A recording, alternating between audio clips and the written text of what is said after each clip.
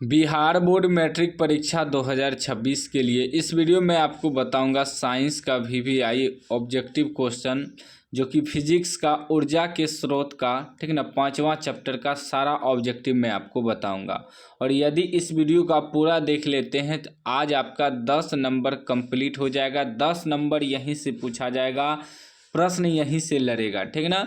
पूरा रट लीजिएगा, 5वां चैप्टर का सारा ऑब्जेक्टिव बताऊंगा और हर साल इसमें से ऑब्जेक्टिव पूछा जाता है, ठीक ना। चलिए, पहला प्रश्न कह रहा है कि गर्म जल प्राप्त करने के लिए हम सौर जल तापक का उपयोग किस दिन नहीं कर सकते। तो इसका राइट आंसर आपका हो जाएगा बादलों वाले दिन। बादलों वाले दिन हम उपयोग नहीं कर सकते हैं, बी राइट आंसर हो जाएगा। अगला प्रश्न देखिए, दूसरा नंबर कह रहा है कि निम्नलिखित में से कौन जैव मात्रा ऊर्जा स्रोत का उदाहरण नहीं है। तो इसका राइट आंसर हो जाएगा नाभिकीय ऊर्जा, सी इसका करेक्ट आंसर हो जाएगा।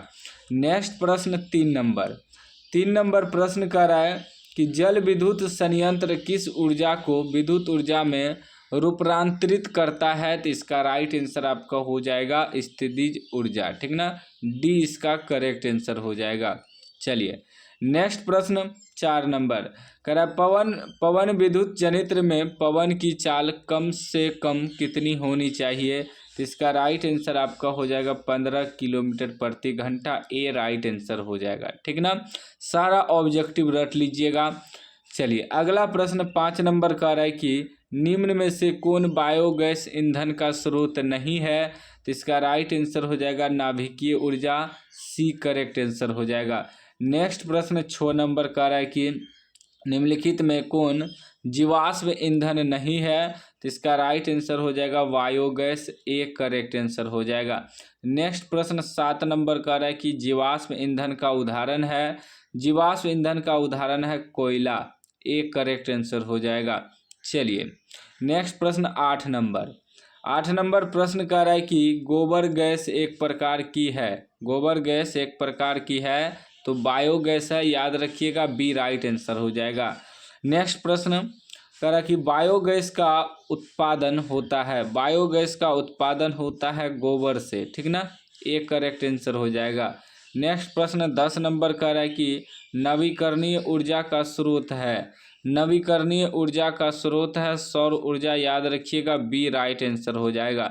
चलिए, अगला प्रश्न देख लीजिए, 11 नंबर प्रश्न कर रहा है कि ओ नवीकरणीय ऊर्जा का स्रोत है, ओ नवीकरणीय ऊर्जा का स्रोत है जीवाश्मी ईंधन, जीवाश्मी ईंधन हो जाएगा, ए राइट आंसर हो जाएगा।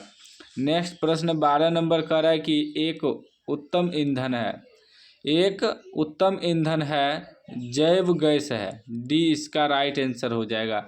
नेक्स्ट प्रश्न 13 नंबर कह रहा है कि नरौरा नाभिकीय विद्युत संयंत्र किस राज्य में स्थित है। तो इसका राइट आंसर हो जाएगा Uttar Pradesh, C correct answer हो जाएगा। चलिए, नेक्स्ट प्रश्न 14 नंबर प्रश्न कर रहा है प्राचीन काल में ऊष्मीय ऊर्जा का सबसे अधिक सामान्य स्रोत था। तो इसका राइट आंसर हो जाएगा लकड़ी, बी इसका करेक्ट आंसर हो जाएगा। 15 नंबर प्रश्न कर रहा है जीवाश्मी ईंधन ऊर्जा के हैं तो वो नवीकरणीय स्रोत हैं, याद रखिएगा, बी राइट आंसर हो जाएगा, ठीक ना। नेक्स्ट प्रश्न 16 नंबर कर रहा है कि सरदार सरोवर बांध किस नदी पर बना है। तो याद रखिएगा नर्मदा नदी पर बना है, सी राइट आंसर हो जाएगा। चलिए, अभी तक चैनल को सब्सक्राइब नहीं किया, सब्सक्राइब कर लीजिए और घंटी को दबा के ऑल कर लीजिए। 17 नंबर का रहा है टिहरी बांध किस नदी पर बना है। टिहरी बांध जो है वह गंगा नदी पर बना है, याद रखिएगा, ए राइट आंसर हो जाएगा। अगला प्रश्न देखिए, अगला प्रश्न आपका 18 नंबर का रहा है जैव गैस एक उत्तम ईंधन है क्योंकि इसमें मीथेन गैस पाई जाती है। तो मीथेन गैस पाई जाती है तो कितना प्रतिशत, तो 75%, याद रखिएगा, डी राइट आंसर हो जाएगा। नेक्स्ट प्रश्न 19 नंबर का रहा है कि पवनों का देश कहा जाता है, पवनों का देश कहा जाता है डेनमार्क को, याद रखिएगा, सी राइट आंसर हो जाएगा। अगला प्रश्न 20 नंबर प्रश्न कर रहा है कि भारत का पवन ऊर्जा द्वारा विद्युत उत्पादन करने वाले वाले देशों में कौन सा स्थान है? तो इसका राइट आंसर हो जाएगा 5वां स्थान है, डी राइट आंसर हो जाएगा। अगला प्रश्न 21 नंबर का है कि टरबाइन की आवश्यकता चाल को बनाए रखने के लिए पवन की चाल कितनी होनी चाहिए? तो पवन की चाल होनी चाहिए 15 किलोमीटर प्रति घंटा से अधिक, सी राइट आंसर हो जाएगा। चलिए अगला प्रश्न 22 नंबर कह रहा है कि 1 MW के पवन ऊर्जा जनित्र के लिए पवन फार्म को लगभग कितनी हेक्टेयर भूमि चाहिए? तो राइट आंसर आपका हो जाएगा 2 हेक्टेयर भूमि चाहिए, बी करेक्ट आंसर हो जाएगा। नेक्स्ट प्रश्न 23 नंबर कह रहा है पृथ्वी के वायुमंडल की परिरेखा पर सूर्य की किरणों के लंबवत स्थित खुले क्षेत्र के प्रति एकांक क्षेत्रफल पर प्रति सेकंड पहुंचने वाली सौर ऊर्जा को कहते हैं? तो उसे कहते हैं सौर स्थिरांक, ठीक है ना, ए राइट आंसर हो जाएगा। चलिए अगला प्रश्न 24 नंबर कह रहा है सौर सेल बनाने के लिए किसका उपयोग किया जाता है?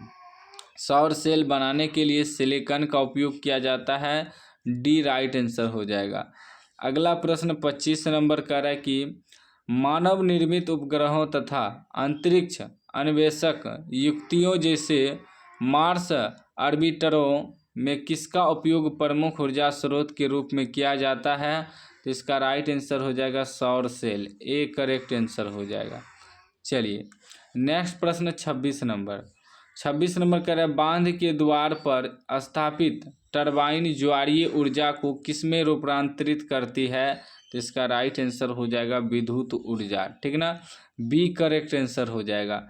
नेक्स्ट प्रश्न 27 नंबर कह रहा है कि OTEC विद्युत संयंत्र केवल तभी प्रचलित होते हैं जब महासागर के पृष्ठ पर जल का ताप तथा 2 किलोमीटर तक की गहराई पर जल के ताप में अंतर हो। तो इसका राइट आंसर हो जाएगा 20 डिग्री सेल्सियस का, ठीक ना, सी राइट आंसर हो जाएगा। चलिए अगला प्रश्न देखिए 28 नंबर प्रश्न कर रहा है कि भौमिकीय परिवर्तनों के कारण भूपट्टी में गहराइयों पर तप्त क्षेत्रों में पिघली चट्टानें ऊपर धकेल दी जाती है जो कुछ क्षेत्रों में एकत्र हो जाती है। इस क्षेत्रों को क्या कहते हैं? तो याद रखिएगा इस क्षेत्रों को कहते हैं तप्त स्थल, ठीक ना, बी राइट आंसर हो जाएगा। 29 नंबर प्रश्न कह रहा है कि सूर्य तथा अन्य तारों की विशाल ऊर्जा के स्रोत हैं। तो इसका राइट आंसर हो जाएगा नाभिकीय संलयन, ए राइट आंसर हो जाएगा। चलिए नेक्स्ट प्रश्न 30 नंबर कह रहा है कि हाइड्रोजन बम किस अभिक्रिया पर आधारित है? हाइड्रोजन बम जो है वह नाभिकीय संलयन पर आधारित है, बी राइट आंसर हो जाएगा। 31 नंबर प्रश्न कह रहा है कि तारापुर नाभिकीय विद्युत संयंत्र किस राज्य में स्थित है? तो राइट आंसर हो जाएगा महाराष्ट्र में, ठीक ना, ए करेक्ट आंसर हो जाएगा। चलिए अगला प्रश्न 32 नंबर प्रश्न कह रहा है राणा प्रताप सागर नाभिकीय विद्युत संयंत्र किस राज्य में स्थित है? तो इसका राइट आंसर आपका हो जाएगा राजस्थान, डी इसका करेक्ट आंसर हो जाएगा। नेक्स्ट प्रश्न 33 नंबर कह रहा है कलपक्कम नाभिकीय विद्युत संयंत्र किस राज्य में स्थित है?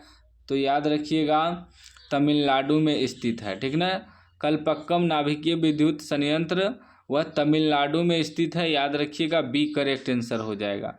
अगला प्रश्न 34 नंबर कह रहा है काकरापार नाभिकीय विद्युत संयंत्र किस राज्य में स्थित है? काकरापार जो है वह कहाँ स्थित है? तो वह स्थित है गुजरात में, याद रखिएगा काकरापार नाभिकीय विद्युत संयंत्र जो है गुजरात में स्थित है।